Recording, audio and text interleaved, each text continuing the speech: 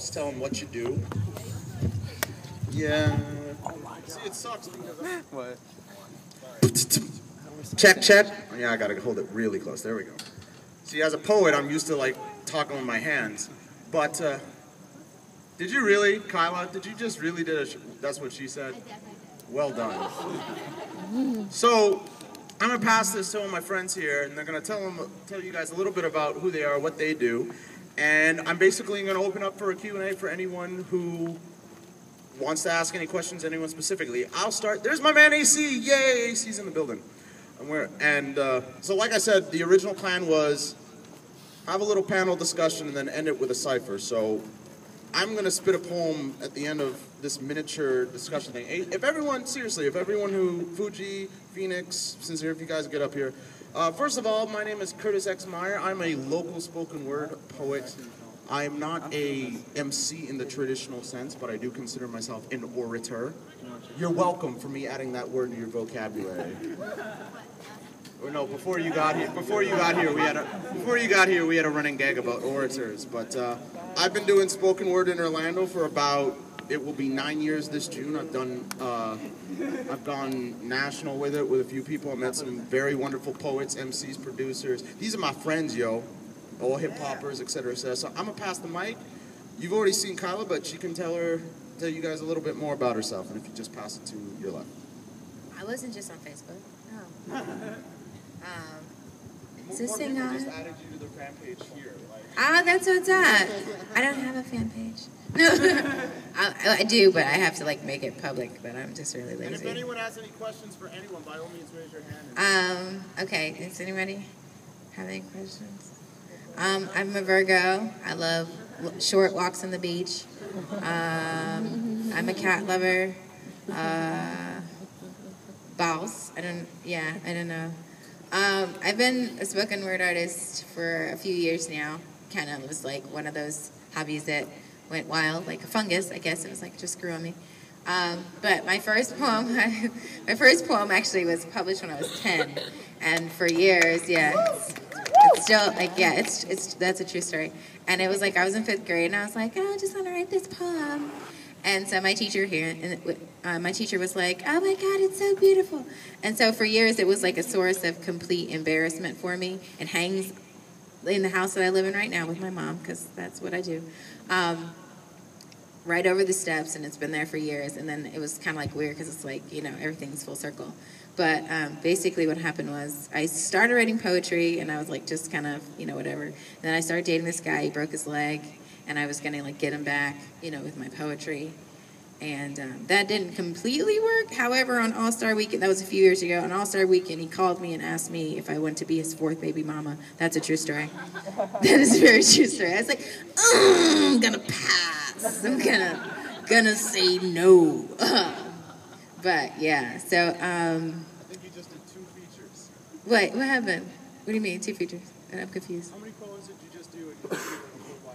Oh shit! I don't know. I just we love you. Okay, but I have like business cards, and I even have CDs in the car. Go figure. She is dope as shit, but I don't need to tell you guys that. Yeah, but just come and say hello. Are you guys as grateful as I am that Kyla's I just do it for the Fiji water. That's all. They pay me in Fiji water. But anybody have a question? You have a question?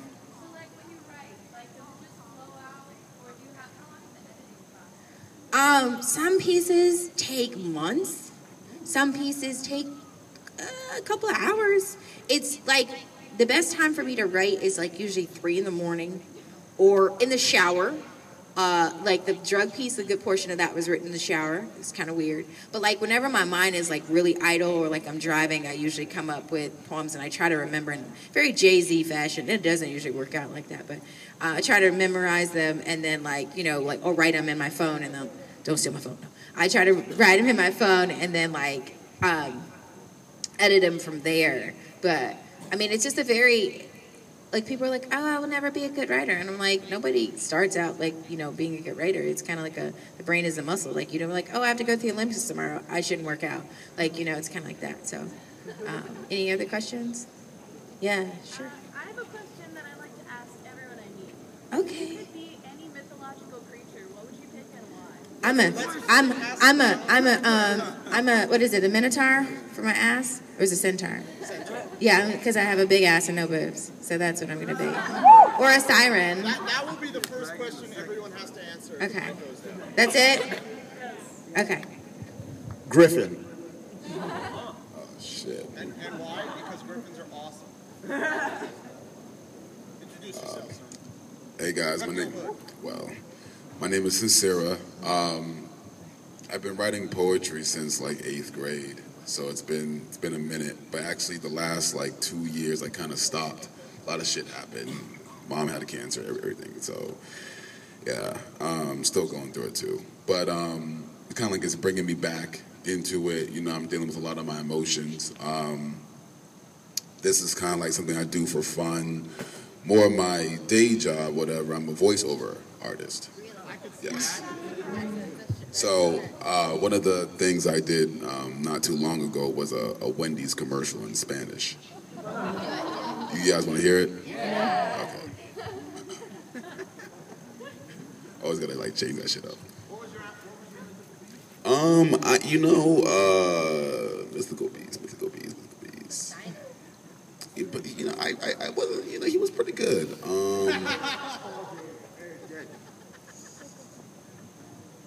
A Mythical Beast. Rick Ross. Boss.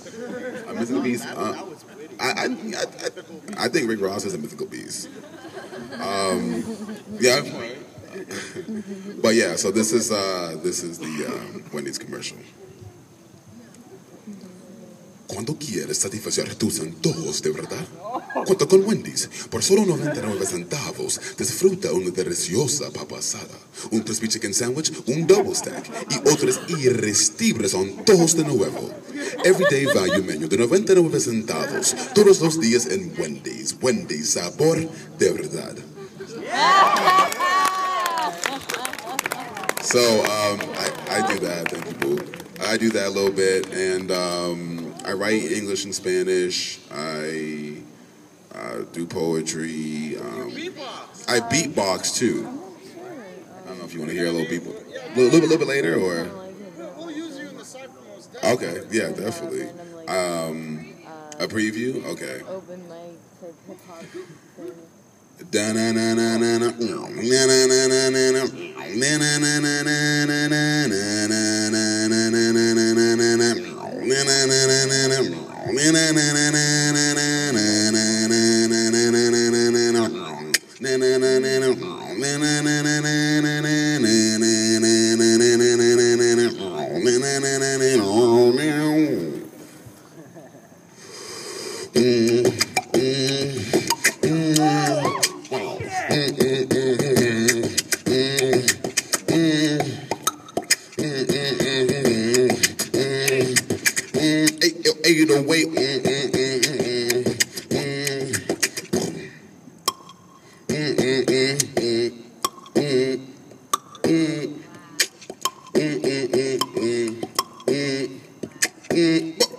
Phoenix.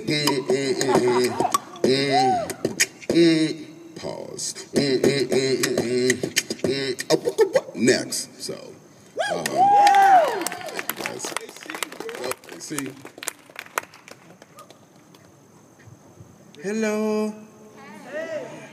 All right. I hope nobody hates me down from Full Sail, and I just biked here to get to y'all.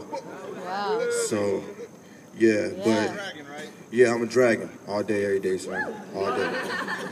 So, I'm from Detroit. I'm a rapper. Been rapping since 15. I'm 20 now. Yeah. Uh-huh. You want to give us 8?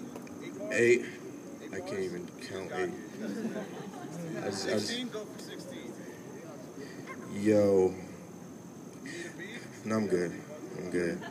Yo, Sound of a sane asylum being made. Or the harbor or the strain that structurally I'm just a bigger brain to contain the scattered thoughts of losses of underbosses overthrown with a boom as an announcement push you more forward to the edge of your couches as another head bounces into a basket whatever's willing to catch you on. Their palms will be extracted and us still seen as gelatinous. Wrap your head around that, but be careful, hijab may be threatened. As the pilot plot similar to Povich and Greco. Let's take a stab at it, make it more real. Same pool, but less notable spoil and cigarette burns. But it just worsens, playing the role of dirt and minus the vinegar option, just H2 options. Trash that cascades from the grill till we exhausted. Hooker cooker can definition of what a brood is. But my gloves aren't even on yet, but we still sink. Big cats don't like the way I'm navigating. They'll threaten with weapons, forced to bring the hell in like Troy. They reminisce over you till they reminisce over no one. Hit my lines, then you blow up and do rest to get the same treatment. Woo! Yeah!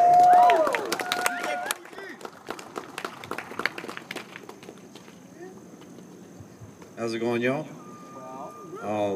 Do I have to do the mythical creature thing? Yes! Can I be like Teen Wolf or something? Yeah! Does that count? Werewolves? Okay. Just keep your silver bullets away, you know. Yeah! I do a little open mic, hip hop night, coffee shop, real cool, free, no cover, like all different styles. That's what I try to reach for when I do hip hop. I don't go gangster or nerdcore or, you know, classic jazz, kind of like the mashup. Right now we got this thing like Swag 2.0 going on, where we do conscious lyrics over swag. It's pretty cool. To keep AC away from him because he's a little dangerous. But I've been DJing for like 5 years now. A lot of vinyl. You can get records for like 99 cents. You know, iTunes can't beat that. That's one song. I just got 10. Thrift shops, you know, great friend to the not paid open mic DJ. There's other stuff going on, like Hip Hop Anonymous. There's always like community-based stuff, so that's what I'm a part of. I don't know. You've been a DJ. Any questions? Yeah, DJ. Like, I've been DJing 3 years, but in the hip hop DJing game for like probably 5. Anyone, I forgot to ask if anyone had any questions for AC or Sincera. Okay, moving on. Tariq, you're up. Put it together for food. Yeah! Thanks, y'all. Hello. Hey. For those of you that didn't hear my name earlier or weren't here for my set, I'm Tweak. Full name, Phoenix name Tweak. So I guess your beast is Phoenix. Yes, I don't know, it wasn't already chosen, oddly enough, but I would be a Phoenix if I am a Phoenix. No, fuck that. I am a Phoenix. I'm a Phoenix named Tweak. I started writing poetry in like middle school, 7th grade English class for like an assignment, and she was giving out the guidelines for the poetry, and I realized that before she was done talking, I had finished my poem, and I was like, wow, that was easy and fun. So I started writing a lot more, and then when I turned,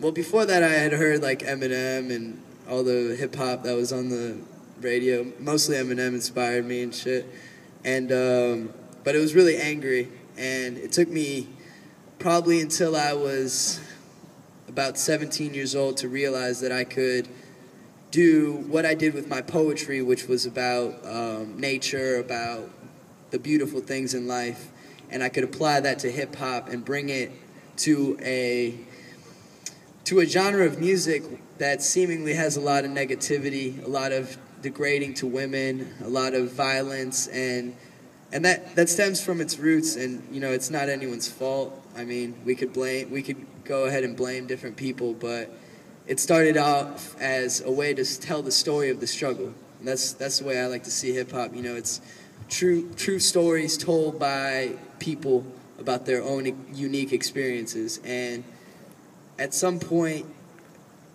people started copying that formula, even if they hadn't gone through a struggle. And I myself was one of those.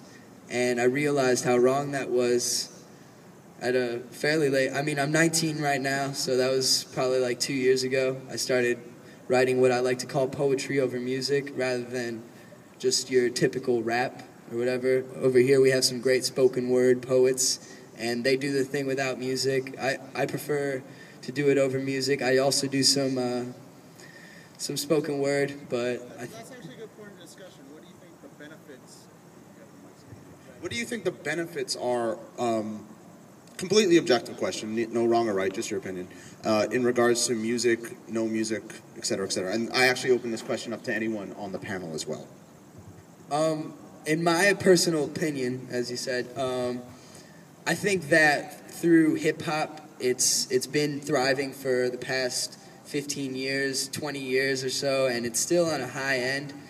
And at this point, like, it's at a high end with audience, with the people of America. People are still eating it up, no matter what is coming out, what people, YOLO, you know what I mean, okay, whatever, like, people are still digging in hip-hop, and for me, if I take the people that listen to hip-hop and I have them listen to my music, and I get them to become fans, them to appreciate my music, eventually I can ease my way into making it complete poetry over music, where I'm actually saying things that are true to me so I can try and help the people of this earth. And I think that, yeah, through hip-hop, that's a better medium for me, personally, to express that. Put it up for everyone on the panel here tonight. Yeah!